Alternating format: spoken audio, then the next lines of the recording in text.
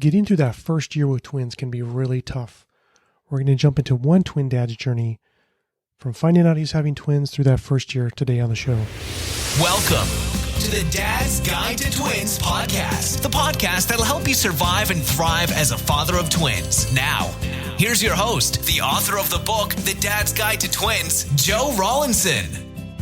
Hey everybody, and welcome to the 246th episode of the Dad's Guide to Twins podcast. This is Joe Rawlinson.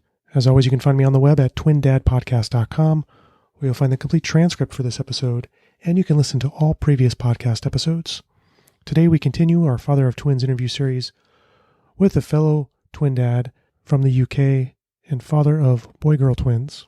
But before we jump into that conversation, I want to let you know that today's show is brought to you by my first book for dads.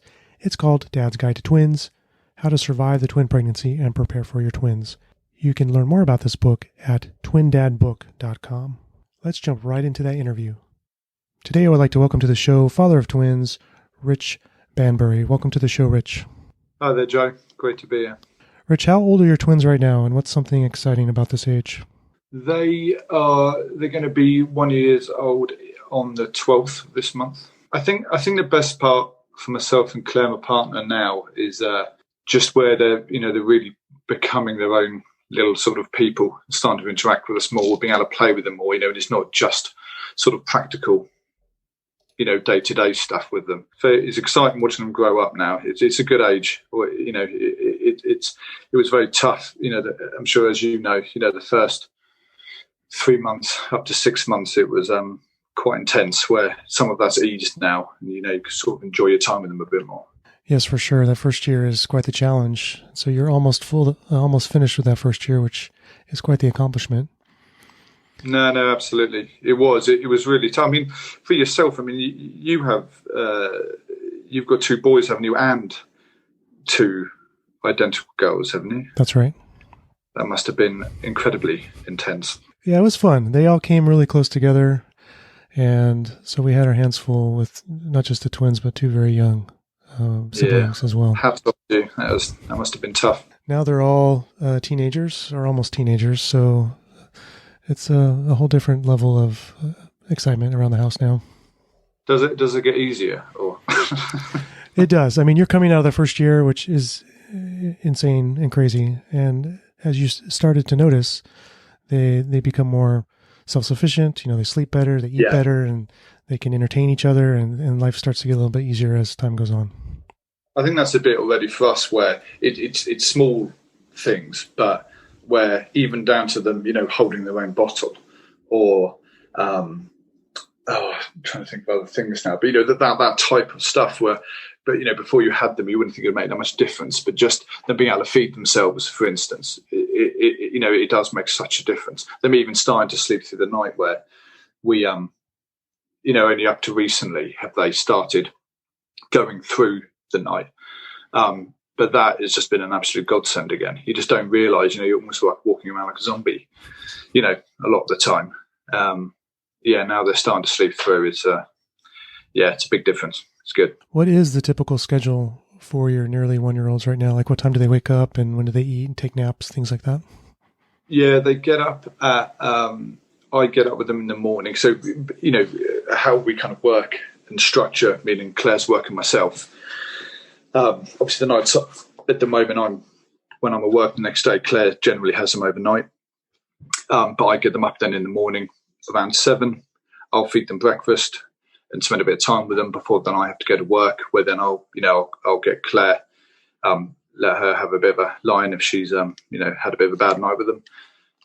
Then she'll get up, I'll go to work, and then we then around sort of 9 o'clock-ish. Oh, sorry, they have breakfast, around between 7:30 and 8. And then around 9, 9:30, they'll go down for a nap, get up again. And it's that sort of about 3 to 4 hour, window then between them. They then have lunch, have their next nap, and then they'll have, dinner, etc. And then go down about 7, half 7, something like that. And then fingers crossed they sleep through the night. So you mentioned taking turns with your partner who would get up in the nighttime. How did that schedule look over the last year as far as who would wake up and who would get a rest? When we first had them, Claire obviously recovering from the birth, I did a lot of it for the first probably 2 to 3 weeks. And again, it was so intense on Claire and on her body, where she was trying to breastfeed and did for a teeny bit, but it wasn't working. It was very hard. And so Claire did express though. So we didn't use formula then. Claire sort of expressed for the first, I think it was about 3 months, 4 months. But again, so she was up a lot just having to do that anyway. So I was trying to feed and support where I could.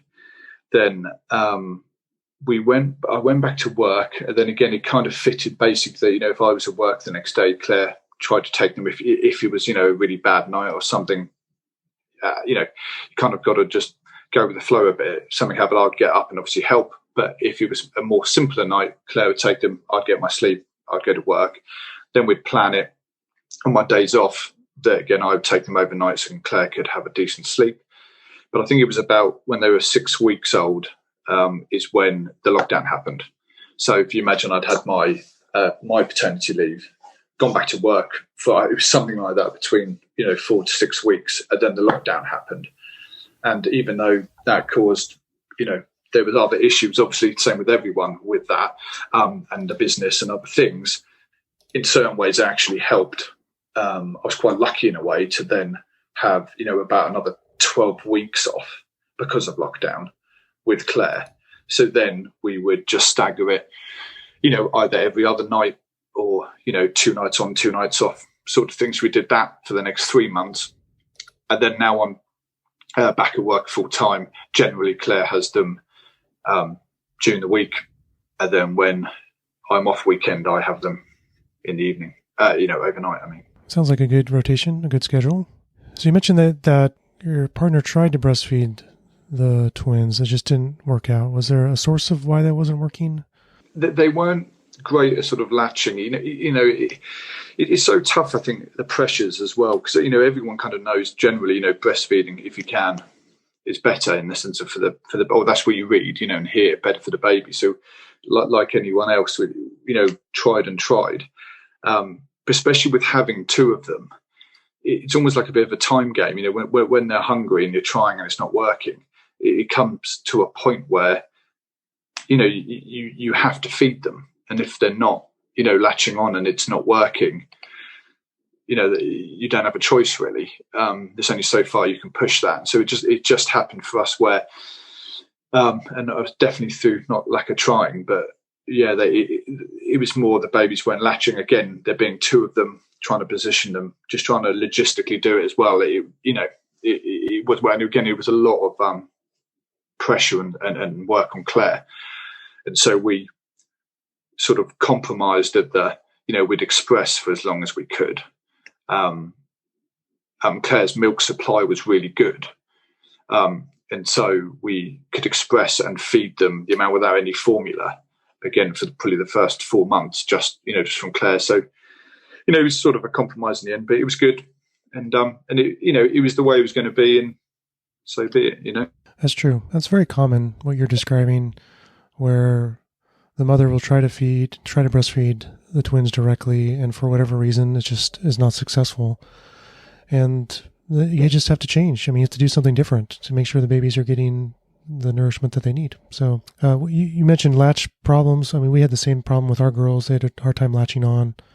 And so we ended up having to switch to bottle feeding. So, whatever ends up working for the babies, whatever ends up working for the parents. And I think one of the benefits of that, I know, some of my friends who have singletons, but talk, knowing the husbands, that they missed out on a bonding phase. They kind of felt quite useless, that how they described it to me through that phase, because they couldn't really do much, because the baby basically either wanted to sleep or be fed, and other than changing maybe nappies now and again, a lot of the pressure was on the mum, where I think when you can bottle feed for the dad, it gives you an opportunity to genuinely share the workload and have time with your children and bond with them. So again, we would have breastfed if we could, but in a certain way, again, I think it was kind of quite beneficial, me being able to get involved with them. I agree. That was a big deal for me too. Being able to bottle feed my girls, taking turns bottle feeding them it gave you time with them one-on-one that you would not have otherwise have gotten. Well, Rich, let's rewind back to when you found out that you would be having twins. How did you find out about that news, and what was your reaction? Well, we found out during Claire was pregnant. She came to my work with a I can't remember what it said. It was coming close to my birthday, and I think it said "Happy Birthday, Daddy" on it. I think it was. Claire came to my work and gave that to me. And me being me, being a bit stupid, I've opened that, and because I'm at work, I've read it. But sort of said to Claire, what is this? What are you talking about? With my work mind still on. And then Claire gave me a little box that had the pregnancy, test in. And then obviously I realised, and that was great. And then it was what was it? It was really 8 weeks after that Claire had a slight bleed, which obviously isn't necessarily, often not anything to worry about. But again, and being twins and slightly higher risk, and what we'd read, that there was a slight bleed, and we were concerned, so we booked in, for an appointment to get it checked. I laughed just looking back. It's crazy now, being a year past it. We went to the and the sonographers there doing the scan, and we couldn't see the screen. She had it facing her. She's doing it, and we turned up worried, obviously, for the worst. I was thinking in my head, in case the worst had happened, trying to prepare myself slightly for it. And so she's scanning, and we're both sat there quite nervous. And she then said, she turned the screen towards us and then said, "Look, there's the heartbeat." And obviously we both had a massive sigh of relief. And then she said, "And there's the other heartbeat." And I won't say exactly what I said, but we were rather shocked, to say the least. I think when we walked out, I think people thought we'd had bad news because we were in such shock. If you see what I mean, they kind of ushered us over into another room opposite where we were going to see a specialist afterwards, and we both just sat there in silence. We were really happy, but when you're just so shocked by something, we kind of just sat there staring at each other for about 10 minutes. But so that's how I found out. And then it was a different ball game. Then it was Google time, and that's how I found you. It was looking through a whole array of twin, YouTube videos and podcasts, etc., and trying to do as much research as we could and prepare ourselves for it. So you found out through a big surprise that you'd be having twins. When did you find out what kind of twins you would be having, and what was your reaction then? When we went for the scans, when it was at the point, when you could find out the sex of the children, we wanted to know. We're not very good at waiting anyway. There's no way we were going to wait. So they could tell Jack, we'd tell we were having a boy, but they were saying sometimes that it's harder to tell for the girl because they can't see, whether it's a boy or not, doesn't mean it's not. So we didn't 100% know whether we were going to have two boys or a boy and a girl until they popped out. But we knew we were going to have a little boy the whole time, but we weren't 100% sure whether it was going to be a girl or a boy until we were there, which was quite exciting as well in a way. So how did you make preparations when you didn't know if you'd have two boys or a boy and a girl?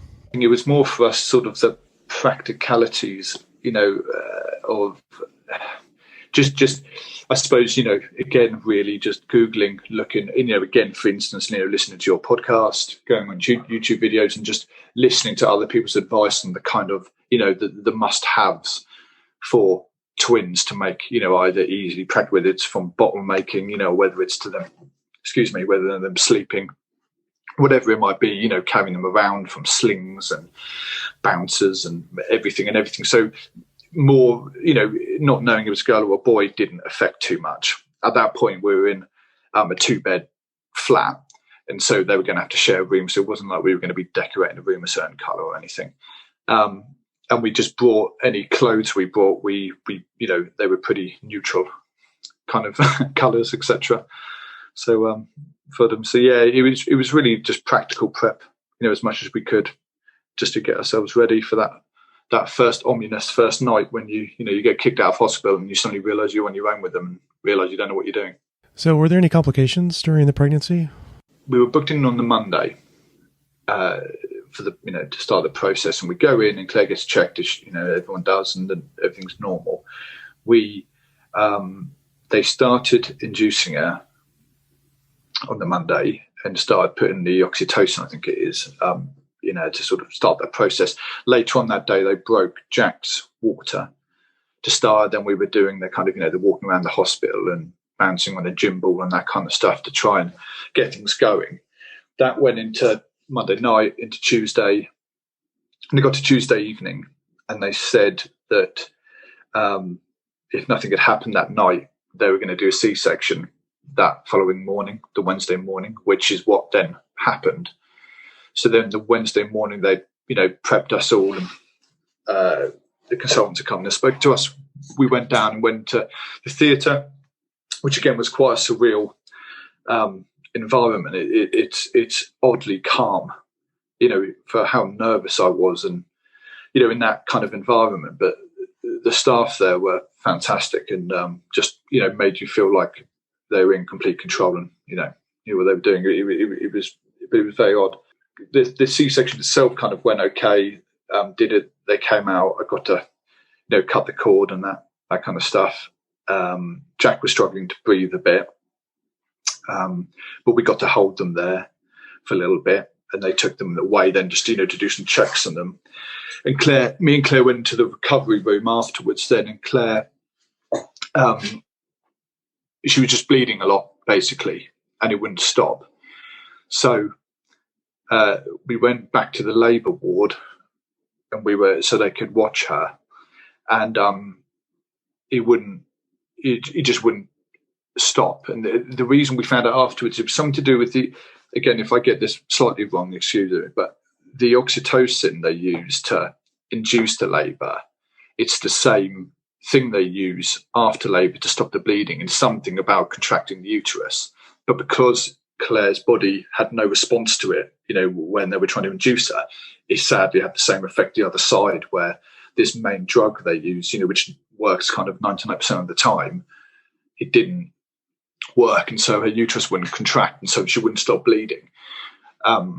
And then that got a bit hairy, at one point, and then the Wednesday evening they took her back into theatre again, and then she came out of that, and then they had to do a blood transfusion with her. And then kind of from the Thursday, she started perking up a bit more, and then started recovering, very quickly. And we were actually out of hospital on the Saturday. But a bit of a scary moment. But it is rare as well. But I don't want to frighten every parent-to-be who's listening to this. It was a very rare circumstance. It's not common that, for that to happen. But it was our experience anyway. Were you able to be with Claire, or were you with the babies during this challenging time with the blood loss? We, like I said, we'd held the babies. They'd then been brought to us in the recovery room. So they were there with us. But it got, like I said, it sort of got a little bit intense at one point. And I actually asked for them if, because we had a trainee midwife who had followed us through the whole experience as well. So she was kind of like an extra midwife who was there as well. There would normally be.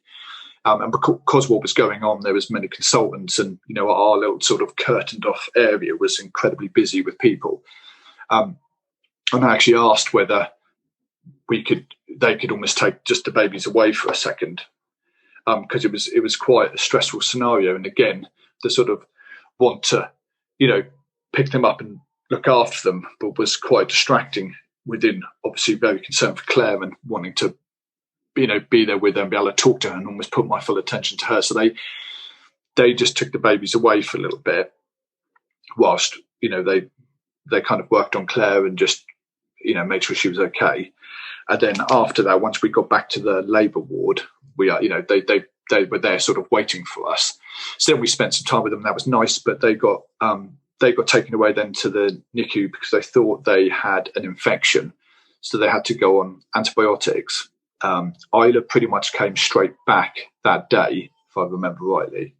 But Jack then had to go on a ventilator because he wasn't breathing correctly. And he stayed on that until, what would it have been? I think the Saturday morning. So the morning we actually left, we got, or the day we didn't leave till Saturday evening, but we got Jack back on Saturday morning. And then, we were with them, both of them then, for that whole day. And in between that time, Claire was pretty bedridden, couldn't really move. So I was walking over to the NICU, and just sitting with Jack in his little incubator, as you do. And then walking back and seeing Claire, and just going back and forth for the sort of 4 or 5 days, whatever it was, we were there. Yeah, it was quite intense, but yes, that is an intense week. You go from an induction, trying to have the babies naturally, to a C-section, to trouble with mom, to maybe issues with baby, and now then all of a sudden they send you home, and it's time to start. No, absolutely.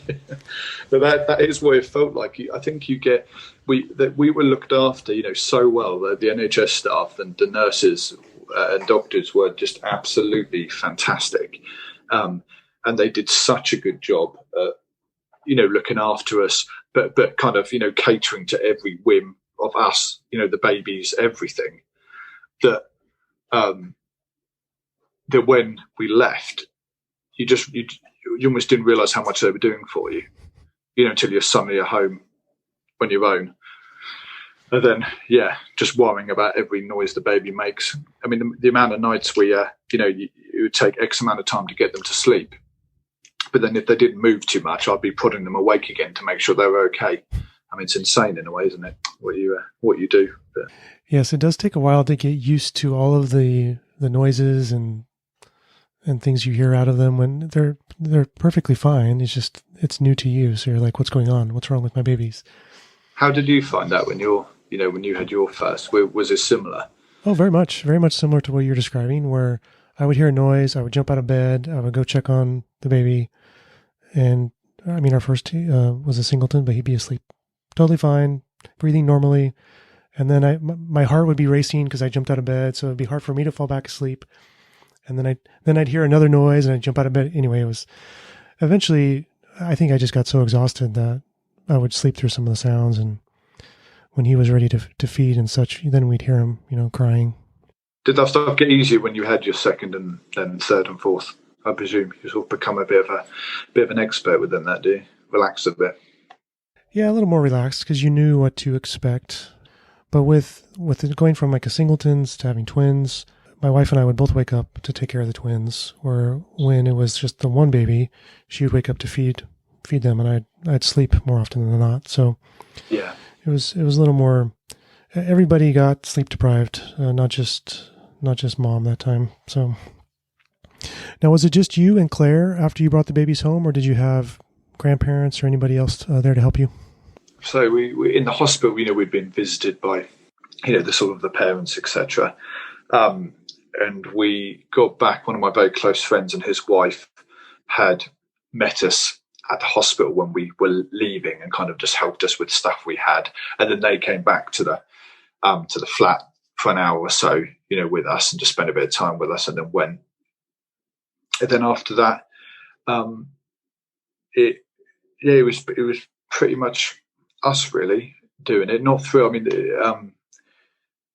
parents, etc. We're sort of getting involved and wanting to see them, etc. But and again, to be honest, this year, like I said, it's I'll never quite know what it would be like in a way to have a kid when I say normally, but without the lockdown, because that has thrown such an odd, it's hard enough as it is and unpredictable as it is, but I never would have predicted this kind of thing. And that's more what after obviously 6 weeks or so, no one can see them anyway.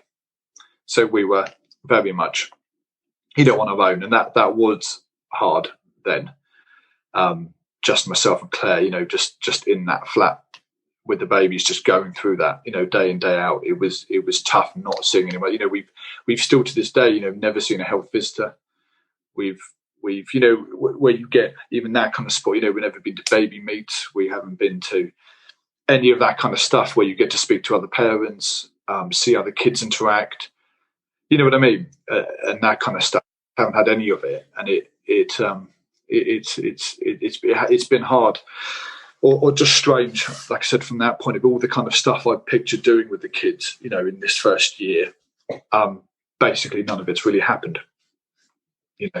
For plans we had, it's kind of put it to a halt a bit. Which I'm a bit worried about their progression as well. Knowing how important it is for them to be socialised and seeing different people, etc. And again, just sort of had our hands tied where we haven't really been able to do that. Have you been able to get out of the flat at all with them? Maybe go to a park or anything like that, or has it been stuck inside the whole time?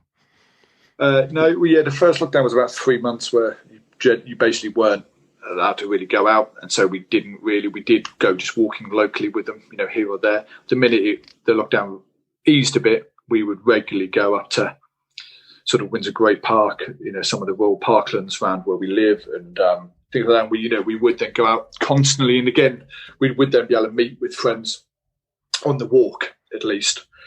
And so we do try and get out with them, as much as we can. Absolutely, yeah, we do that. It's more the lack of sort of meeting with other people. And again, at the moment, we're back locked down again now again. So speaking of milestones for your twins, are they walking yet? Or are they still just crawling around? Yeah, crawling around. Isla's very stubborn. She enjoys sitting and watching, definitely. Where Jack's into everything. He's crawling about. You're finding him all over the place, which is good. It's good fun. Isla can kind of, she can pull herself up and stuff and stand there, but even the crawling, she doesn't seem particularly interested. I'm wondering whether she's going to be kind of one of those that walks, without crawling, kind of just goes straight to that. Jack definitely, you leave him somewhere for 2 seconds, he'll be off. Has that always been the case where your son has been more active or done things first before your daughter? No, I had her teeth first. Her teeth came through way before Jack. I was smiling before Jack, actually. She smiled first.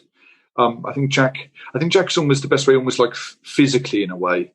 He seems to be doing some more first. He seems in his personality, even at this age, to be kind of a bit more bolder and a bit more kind of carefree, where Isla seems a bit more reserved, a bit more thoughtful, I would say, as well.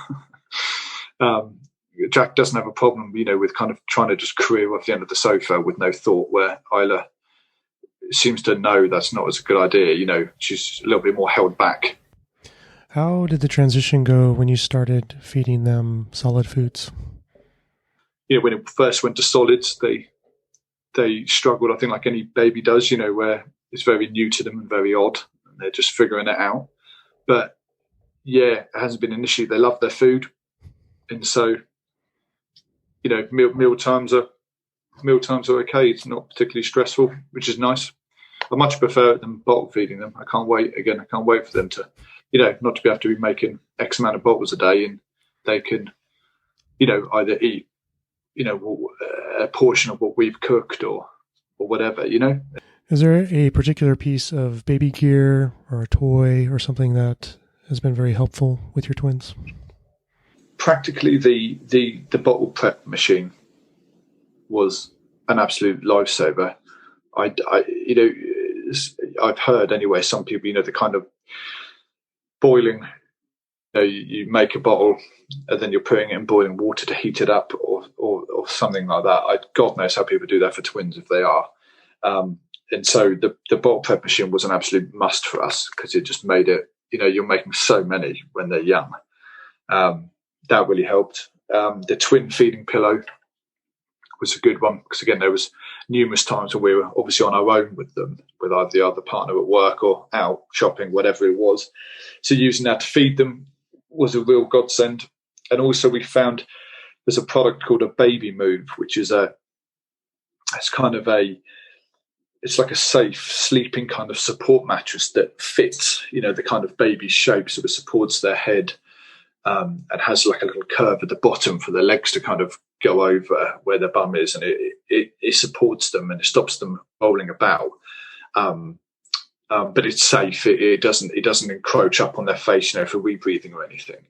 But that again was an absolute brilliant product where you mentioned you could have them in it, but you could move them anywhere in it and sort of lay them down next to you anywhere whilst they were sleeping, without disturbing them.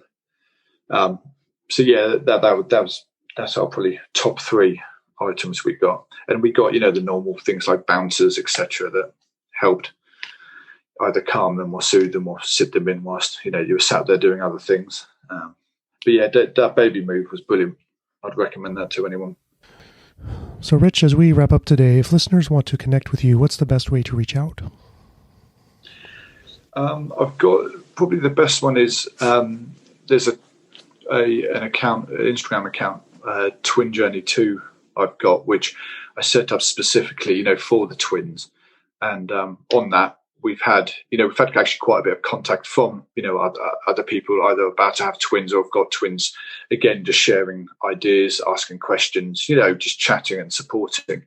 So that would be the best way to get hold of myself and Claire. Excellent. And we'll link up to that in the show notes for this episode. Rich, thank you so much for sharing your story with us today. We really appreciate it. Yeah, thanks, Joe. It's been brilliant. Really enjoyed chatting with you. I hope you enjoyed that chat with Rich about his journey as a twin dad through this first crazy year with twins. If you want to connect with Rich, I've linked up his contact information in the show notes for this episode over at twindadpodcast.com. If you would like to share your story like Rich did today on the podcast, I would love to hear from you. You can reach out to me via email, joe@dadsguidetotwins.com. I'm also on Instagram and Twitter at twindadjoe or facebook.com/dadsguidetotwins. And I would love to hear from you. Again, today's show is brought to you by my first book for dads called Dad's Guide to Twins: How to Survive the Twin Pregnancy and Prepare for Your Twins. You can learn more about this book and get your own copy at twindadbook.com. Thank you so much for listening, and I'll see you next time.